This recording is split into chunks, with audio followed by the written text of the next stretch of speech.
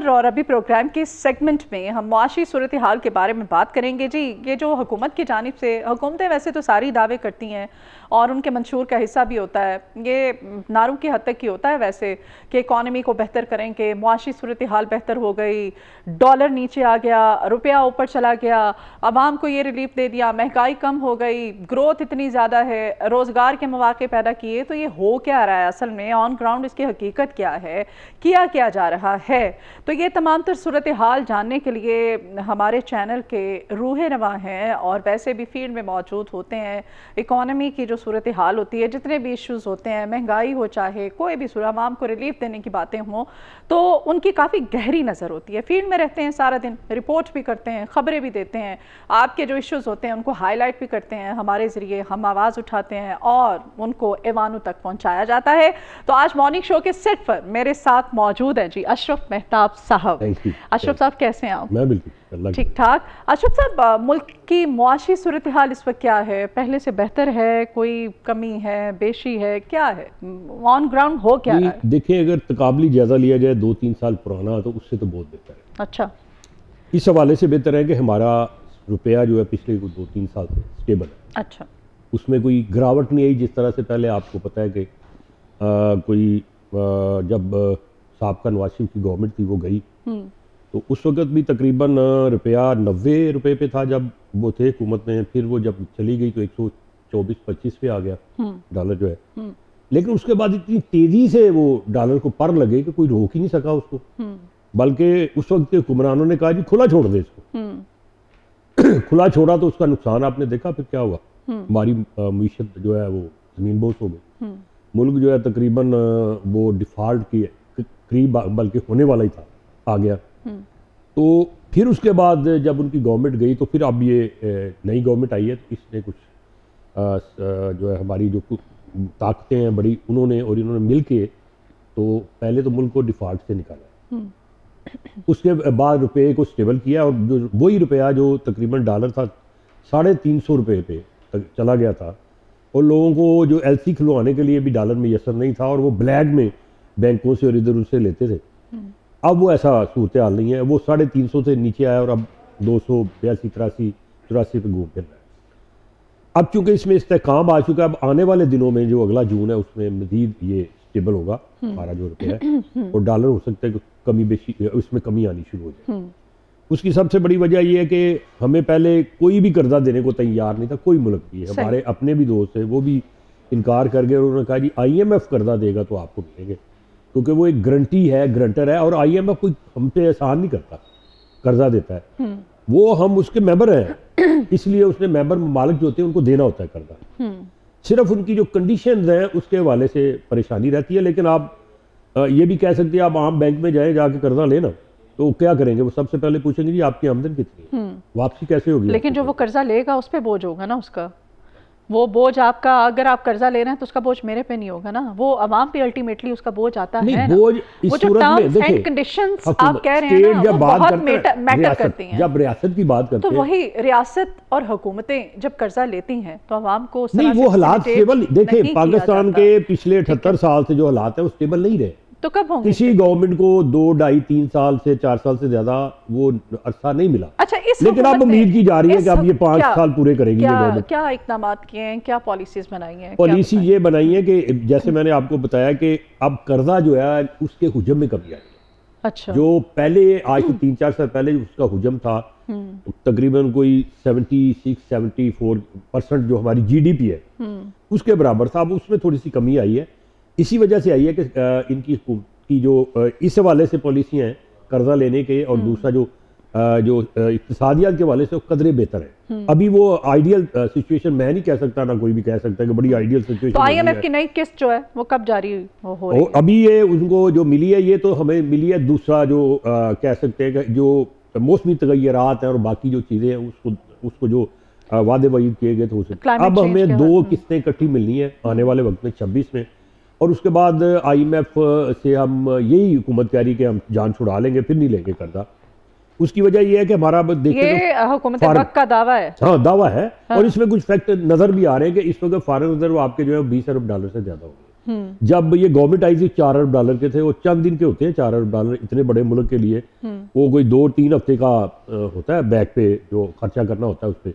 अब वो 20 अरब डॉलर से अगर ज्यादा हो गए हैं तो इसका मतलब कि बेहतरी की तरफ जा रहे हैं। हमें दोस्त ममालिक जो है वो भी अब मुंह लगाना शुरू हो गए हैं। हाँ। और ख़ास तौर पे जब से हमने ये 10 मई के बाद जो सूरत हाल बनी है, जो भारत को हमने फैंटी लगाई और वो बड़ा अकड़ता था जी हम उनसे 6 गुना बड़े हैं, हमारे इक़्तिसादियात बहुत ज़्यादा है, पैसा बड़ा है, तो फिर उसके बाद वो कहीं का नहीं रहा। लेकिन ये है कि अल्लाह का फजल है कि पाकिस्तान के अंदर 26 में आप कह रहे हैं कि एक आम आदमी को रिलीफ मिलना शुरू हो जाएगा पाकिस्तान के अंदर। ये आने वाला 2026 है, बिल्कुल इसमें मजीद बेहतरी आएगी। इसलिए बेहतरी आएगी देखें, ये पहले हमारी जो जीडीपी का वाली वो नहीं मैं चूंकि इक़्तिसादियात के हवाले से आपने तो इस हवाले से मैं बात कर रहा हूँ, मैं आपको ये हकाइक भी बता रहा हूँ ना साथ साथ। जब वो साबका गवर्नमेंट थी तो हमारा जो जीडीपी का हुजम था वो 310-15 अरब से ज्यादा नहीं था। ज्यादा जब वो नीचे गिरावट आई तो 410 अरब 15-20 अरब से नीचे जाना शुरू हुआ। वो 50 अरब डॉलर बीच में से वो 2-3 साल में ही निकल गया।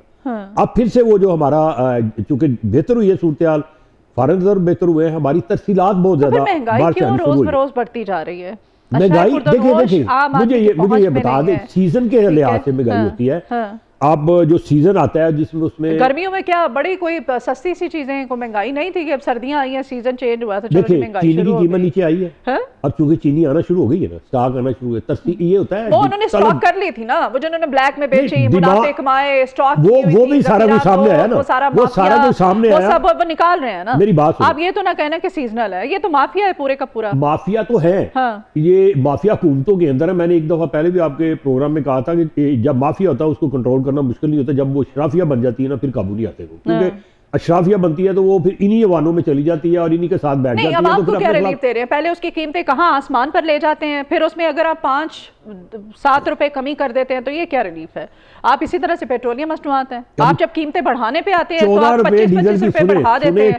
सर बढ़ाते किस रेशो से है? उसमें से अगर आधे भी आप कम कर दें, आप अवाम को क्या रिलीफ दे रहे हैं? देखिए आप 14 रुपए उसमें डीजल में कमी आई है। अब वो बेवकूफ किराए में कमी आ गई, बढ़ाए हैं, जब किराए में कमी आ गई, रेशो आपकी और होती है। जब कमी करते हैं 14 रुपए, मुझे ये बताएं 14 रुपए कभी पेट्रोल बढ़ा, आप आवाम को 14 रुपए अभी पिछले कोई 1 साल में पेट्रोल जब बढ़ाया था नहीं, वो ऐसे ही होता है ना, जब इंटरनेशनल हमारे यहाँ निकलता नहीं है, पूरा नहीं आता, हमने खरीदना है बाहर से, डॉलर के हिसाब से खरीदना है, तो जब बाहर से हम देखेंगे वहां कीमत बढ़ गई है तो क्या हम सस्ता दे देंगे, फिर वो वही उसी सूरत पे चले जाएंगे कर्जों की तरफ। हमें ये सारी चीजों को बैलेंस करके चलना है, जब बैलेंस होगा फिर जाके ये बात बनेगी। और ये आने वाले वक्त में अगर ये हुकूमत स्टेबल रहती है, इसी तरह रहती है, कोई मसला मसाइल नहीं बनते, कोई ये दंगे फसाद नहीं होते, कोई एहतजाज नहीं दोबारा से शुरू हो जाते, कोई अनसर्टेनिटी नहीं हो जाती, सरमायाकारी आ नहीं रही पाकिस्तान में। फैसलाबाद आप देखिए, सारे का सारा इंडस्ट्रियल जो हमारा था वो बंद पड़ा हुआ है, वहाँ पे इकोनॉमी का पहिया जैम है, सरमाया कहीं से। आप कह रहे हैं नहीं जी महंगाई कम हो रही है, आवाम को रिलीफ आ रही है। अवाम एक कॉमन मैन पाकिस्तान का आशिफ साहब, जिसकी कोई दिहाड़ी नहीं है, जिसकी ऊपर की कमाई नहीं है, जिसने सिर्फ तनख्वाह पे गुजारा करना है, तनख्वाहें भी आपके सामने है, ठीक है, उसको क्या फायदा है, उसको क्या रिलीफ मिल रहा है? हुकूमत क्या कर रही है कि पाकिस्तान के मिडिल क्लास और लोअर मिडिल क्लास तबके के लिए क्या इसने पॉलिसीज बनाई है? मुझे ये बताएं। मैं वही बताने लगा हूं, आप ये मौका देंगे तो फिर एलपीजी में इतनी कमी हुई, एलपीजी जब बढ़ाते हैं तब भी आप देखें ना, आप कमी को छोड़ें, आप ये बताएं महंगाई कब कम हो रही है? क्या आम आदमी को क्या रिलीफ दिया इस हुकूमत ने? आम आदमी को यही है ना, आटा देख ले, आटा आपको 200 रुपए तक आप आपने 3000 का खरीदा, 20 किलो का आटा पिछले जो हुकूमत थी खरीदा ना, अब 3 का तो नहीं है, 3 साल हो गए ना। अच्छा, तो अब वो 2000 तक है, 1000 रुपए का उसमें फर्क है। जो वही आटे के पक्के मारे, अब आम आटे के पक्के मारे बैठ के आगे बात करने नहीं देंगे तो फिर क्या करें? गरीब के लिए आटा जो है ना वही पक्के है, उसकी वही जो है ना ग़िज़ाइयत है, उसकी वही सारा कुछ है। ये सोच जब तक चेंज नहीं होगी ना अशरफ मेहताब साहब, क्या कहूं? ऊपर से कोई नहीं, मैं फिर क्या करूं? मैं क्या कहूं? बताएं मैं क्या करूं? पॉलिसीज बता दें हुकूमत की। पॉलिसीज में बता तो रहा हूं ना। अब चीनी जो है वो जो बॉर्डर था, स्मगलिंग जहां से होती थी अफगानिस्तान का, वो बंद हो गया। अब चीनी स्टेबल रहेगी, आटा स्टेबल रहेगा, हमारी बाकी सब्जियात स्टेबल रहेंगी, हमारी सब्जियात की बरामदात में इजाफा हो रहा है, किलो की बरामदात में इजाफा हो रहा है, बाकी चीजों में इजाफा हो रहा है। अब जो बरामदात है वो कभी 30 अरब 27 अरब थी पिछले माली साल में, अब वो 30 अरब क्रॉस करेंगी। तरसीलाते दर जो थी वो 32 अरब थी, नहीं हो जाएंगी ना। अच्छा। जो दादोशुमार बता रहे हैं वो बता रहे हैं कि हो जाएंगी। अच्छा। तरसीलाते दर जो है उसको आप देख ले, वो जो पहले कभी 32 अरब से ज्यादा थी, अब इस साल वो 40 अरब हो जाएंगी। तो वो जो तजारती खसारा है उसको कम करने में जब ये दोनों को आप जमा करेंगे और वो जो हमारा तिजारती सारा 37 अरब डॉलर का इस वक्त हो गया है, उसको डबल कर लें आप। जब हम उसको डबल करेंगे वो 74-75 अरब का होगा। इसी तरह इनको अगर आप साथ मिलाएं, तरसीलाते दर को मिलाएं और साथ उसको मिलाएं, तो वो भी तकरीबन इसके बराबर है। तो वो कम से कम ये चीजें जो पहले हमें 20-20 अरब के, 25 अरब का, 30 अरब का जो तिजारती खसारा होता था, अब उसमें देखें ना कितनी कमी आ रही है। तो इसी तरह से इतने पुराने जो मसाइल है उनको हल करने के लिए इसी तरह ही चलना पड़ेगा। आसान अल्फाज में बता देना, इस वक्त लोग देख रहे हैं, हमें बेचारे सुन रहे हैं, उनको बता मैंने पहले बता दिया आइडियल हालात नहीं। सब्जियां, फलों की कीमतें, गोश्त, आम जो अशे खुर्दनोश है, ये आप भी खरीदती है, मैं भी खरीदता हूँ। आपने 400 रुपए, आप तो 2 बार खरीदते हैं, आप पे तो ज्यादा 500 रुपए, 400 रुपए आपने केला एक दर्जन खरीदा ना, अब जाके देखें बेहतरीन केला जो आपको कितने में मिल जाएगा, 200-250 में मिल जाएगा, 150 शुरू होता है। इसी तरह से आप सेब की तरफ चले जाएं, वो भी माजी में बहुत महंगा था, अब चूंकि नया आया थोड़ा सा महंगा है, लेकिन अब ये भी सस्ता होगा। अंगूर देख ले, बाकी चीजें स्टेबल है ना इनकी कीमतें। मैं ये कह रहा हूं कि ये हालात जब पॉलिसियां बेहतर होगी, हमारे मुल्क के हालात बेहतर रहेंगे, इन हुकूमतों के दरमियान और कारोबारी लोगों में तलक ज्यादा अच्छा होगा, स्टेक होल्डर साथ बैठेंगे, वो पॉलिसियां बनाएंगे। आपने टेक्सटाइल की बात की, 78 साल हो गए हैं, टेक्सटाइल वालों ने अपनी जिद्दत क्यों नहीं लेके आया उसमें? पूरी दुनिया जिद्दत लेके आई, वो एंड कंज्यूमर के लिए चीजें बना रही है, सिर्फ धागा, सादा धागा और कपड़ा बेच रहे हैं। ये कहते हैं जी हमें सब कुछ दे दो, हमें सारा कुछ दे दो, हम बढ़ा दें। कैसे बढ़ेगी भाई? अब दुनिया निकल के कहीं की कहीं चली गई। आप जदीद मशीनी क्यों नहीं लेके आए? आपने वो जिद्दत क्यों नहीं लेके आए?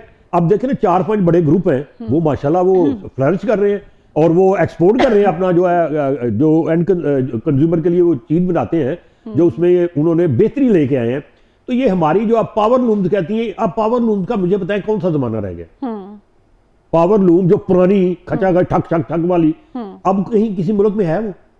जब तक ये लोग अपना पैसा इन्वेस्ट नहीं करेंगे, तो बंद पड़ी हुई, वो तो है कौन? तो इसीलिए बंद हो गई है ना, तो वो इंडस्ट्री लगाना, डिमांड नहीं रही आगे। अच्छा, इंडस्ट्री लगाना भी ये हुकूमतों का काम होता है? नहीं, इनका काम है, सन्नतों को फिरोग देना किसका काम है? इनका काम है ना, इन्वेस्टर जो है, सरमायाकार जो है, जो हमारे मुकामी लोग हैं, जो रोज गिले करते हैं जी हमें टैक्स छोड़ दो जी, हमें ये कर दो जी, बिजली भी सस्ती कर दो, हमें गैस सस्ती दे दो, अवाम पर चाहे मर जाए उसमें, इनको कैसे सस्ती दे दो भाई? आप कुछ अपना भी तो करो।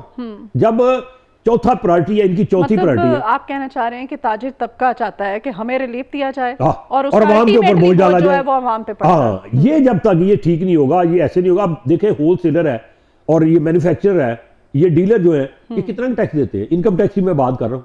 जब भी इनको कहते हैं, हुकूमत कहती है भी टैक्स दो, तो ये शटर डाउन कर देते हैं, हड़ताल, हम भी बड़े टैक्स देते हैं भाई। वो जो टैक्स आप कहते हो वो बिजली में टैक्स देते हैं सारे, वो तो हम भी दे रहे हैं, हम लोग भी दे रहे हैं। आप जो इनकम कमाते हो, रोज पैसे लेके जाते हो, आप साल के करोड़ों रुपए कमाते हो, उसमें से क्या देते हो? जब तक ये लोग इस तरफ नहीं आएंगे और ये हमारा टैक्स नेट नहीं बढ़ेगा, 24 करोड़ की आबादी, 25 करोड़ की आबादी में टैक्स जो है, जो एक्टिव टैक्स पेयर है वो कितने हैं? 15-20 लाख। तो बाकी जो है वो ऐसे ही कागजात डाल देते हैं जी हमें प्रॉफिट ही नहीं हुआ। और जाके इनकी लाइफस्टाइल देखें, इनके रहने सहने के तरीके देखें, इनके बच्चे देखें, इनके बाहर के टूर देखें, इनके खर्चे देखें, तो कहते हैं जी इसमें क्या हुआ जी, हुकूमत में क्या देती है? भाई जिन सड़कों पे आप घूमते फिरते हो, कंट्रोल करने के लिए, टैक्स नेट में लाने के लिए क्या पॉलिसीज बना कर रही है ना, वो पहले इसकी निस्बत बड़े हैं और मजीद इनको बढ़ाने की सारा वोट बैंक की ताजिर तबका है। कम अज कम मुल्क जो हमारे मुल्क में जब तक 1 करोड़ बंदा टैक्स नहीं देगा ना, हमारा टैक्स टू जीडीपी 15% पे नहीं जाएगा। इनको कोई तो फैसिलिटेट करता है ना अशरफ मेहताब साहब, ऐसा तो नहीं है? अगर आप कह रहे हैं पहिया जाम कर देते हैं, हर शटर डाउन कर देते हैं, सॉरी हड़ताल कर देते हैं, तो फिर इनको फैसिलिटेटर इनके हैं ना। मैंने पहले बताया इशराफिया बन गई है ना, माफिया से इशराफिया बन गई है। जितने बड़े बड़े ग्रुप हैं इनके खिलाफ ऑलरेडी वो कंपटीशन कमीशन ऑफ पाकिस्तान ने शुगर मिल है, ये फ्लोर मिल है, इसके अलावा ये बाकी जो है पेट्रोलियम वाले, ये इनके सबके खिलाफ जुर्माने हुए हैं। इन्होंने जाके स्टे ले लिए हुए अदालतों से, बैठे हुए बड़े मजे से, कोई इनको पूछने वाला नहीं है और वो पैसे जमा नहीं कराते। जब तक ये लोग मांगते हैं, मांगते रहेंगे और अवाम के ऊपर बोझ डलता रहेगा। जब तक ये अपनी आप को सही करेंगे, जिद्दत लाएंगे अपनी सनत में, अपनी मशीनरी में, जदीद जो इस दौर की रिक्वायरमेंट है उसके मुताबिक चीजें बनाएंगे, तो ये भी फ्लरिश कर जाएंगे, हमें टैक्स भी ज्यादा मिलेगा। ये हर वक्त देखते हैं प्रेस कॉन्फ्रेंस हो रही है जी, आज ये टैक्स नहीं देंगे, फलाना टैक्स नहीं देंगे, तो कौन सा इंडिया से ले टैक्स? चले, इस पर अल्टीमेट रिस्पॉन्सिबिलिटी जो है वो हुकूमतों का काम होता है। इंडस्ट्री को फिरोग देना, ये सनतों को फिरोग देना, ये सब ये हुकूमतों का काम होता है। ताजिर तबका इस तमाम तर सूरत हाल में कितना इन्वॉल्व है?